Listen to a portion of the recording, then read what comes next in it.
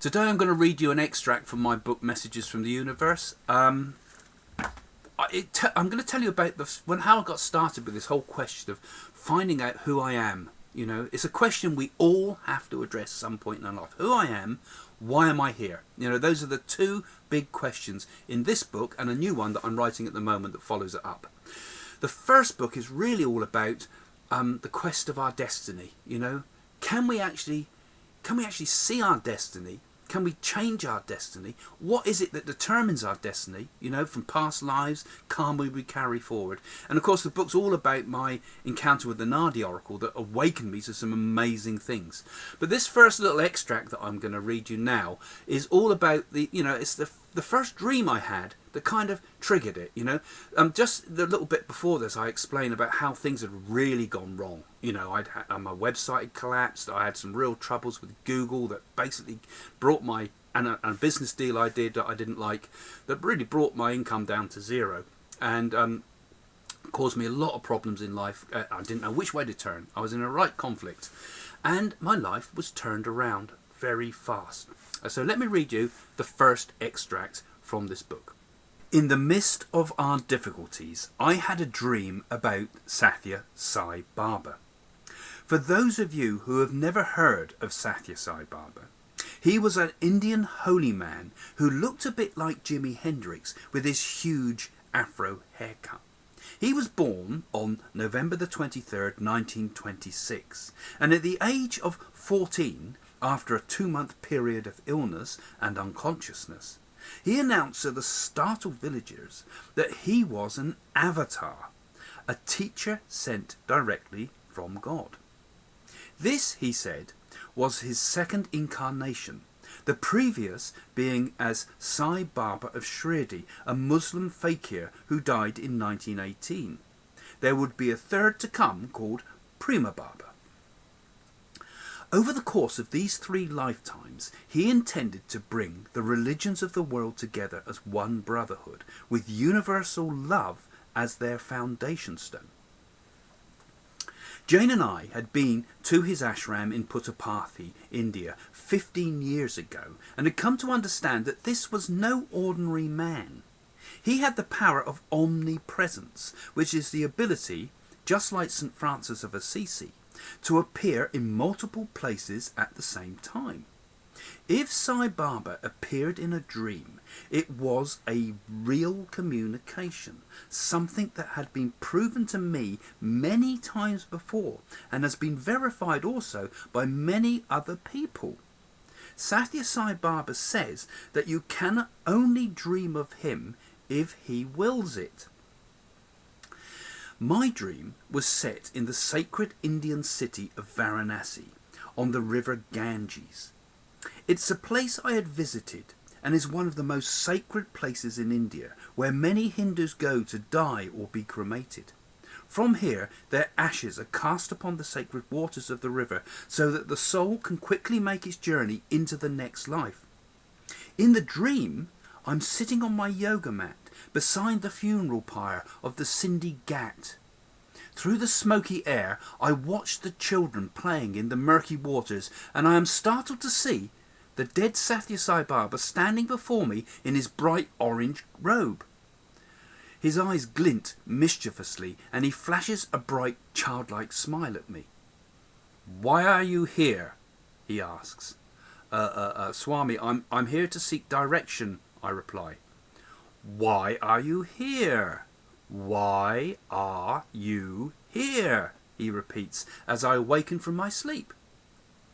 I was of course hoping that Sathya Sai Baba would tell me what I should do about all my material problems, but the dream was clearly pushing me to look at the bigger picture of life. The direction I was hoping to know about, of course, was whether to continue with my website after all the dreadful problems I'd occurred, write more books maybe, or throw myself into my mediumship. But Baba had posed an even bigger question. At first, I thought that because the dream was set in Varanasi, it could mean that I would die soon. I was at Shiva's sacred city because my journey through life was now complete.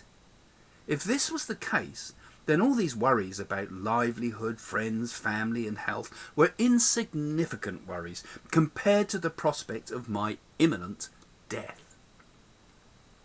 Of course, I didn't die, but for a long time I grappled with the ultimate question my guru had given me.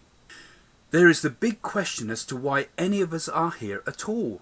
I call this the to be or not to be question, and one that asks if there's any purpose to life, the universe and everything. Perhaps existence cannot have a direction because everything is already perfect. So all my belly aching to my guru about wanting to find a direction has to be a complete illusion. But this begs the question as to why we're here at all. Earthly life does appear to have a direction. This is evident if we look at the history of the universe, the birth of the solar system, the evolution of life on Earth. But all this may be simply a cosmic joke that we just don't get. The Vedas says that from the Big Bang right up to the Big Crunch, when the universe ends or returns back to a singularity, it's just one heartbeat of Brahman. So it's all perfect after all. The snag is our limited minds just can't comprehend the scale of it all. We can also ask the why am I here question on a very personal level. We are thrown into this world without a manual or a map, not with any clue as to why we're here or what we should be doing with our life. Most people quickly succumb to the conformity of the world around them and fall into a living sleep.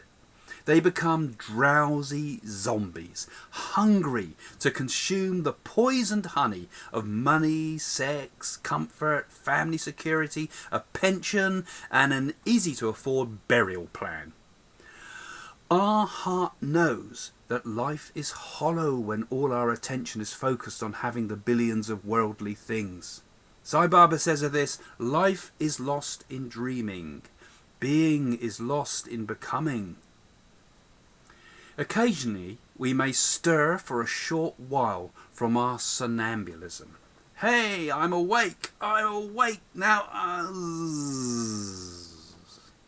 Our attention is just not trained to sustain spiritual awakening for any length of time, and soon we fall back into the illusion.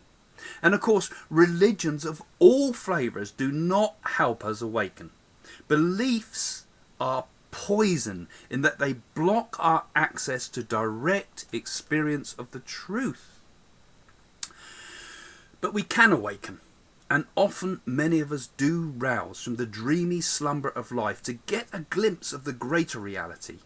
If you're hearing these words, this has happened to you, for just like the magical synchronicity of the true Naadi oracle, only a person who is aware that he can be awake, is in the process of awakening, or has awakened, can hear the words. You would not be hearing about Sai Baba, for example, or the Naadi oracle, if the possibility of awakening were not alive in you right now. You stumble upon books and YouTubes like this for a reason. You are also on a mystical journey. You may have had only a flash of insight or sustained awareness, but you know it's there, and you can feel the call to wake up. In fact, your soul aches to know it. The call is like a half-remembered melody that dances out of earshot. Its music is pulling you to awaken and join the mystical journey with me and others like me already around you and who are awake right now. The Sathya Sai Baba dream was an inspiration to the heart, and it fired me up in my desire to find out who I was and why I'm here. Not just in a sort of cosmic sense, but personally too. I wanted to know about my personal mission on Earth. It's something everyone has, but most people are just too distracted by the game of their lives to even consider the possibility that there could be more. Well, I hope you enjoyed that. Obviously, I'd like you to go and buy the book. But if you have enjoyed it, write some comments. You know, we're asking some big questions here. I'd like to hear from you, and we can discuss these topics on this YouTube page. And if you've come for the first time, give the video a like and press the follow button, because there'll be lots more videos like this coming up, and it becomes quite interesting because a little community's kind of gathering around some of these videos now, and people are adding some very interesting ideas to the comments which you should read. Okay, right, see you next time.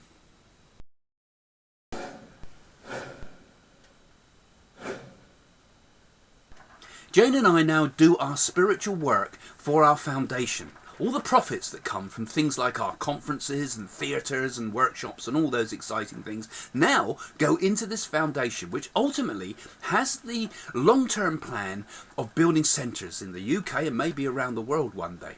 But meanwhile, we've been doing a lot of direct spiritual work with it. We've been going out, feeding people in India, giving to the destitute, giving to beggars. We've helped feed schools, helped orphanages, and we've even given cows to older people that have no other form of income. So mediumship can change your life, but it can also help people directly in the world. So go to the links at the end and find out all about what Jane and I are trying to do. And you can do a lot just by sharing these videos on social media. Help us get the word out. Help us to do something really good in this world.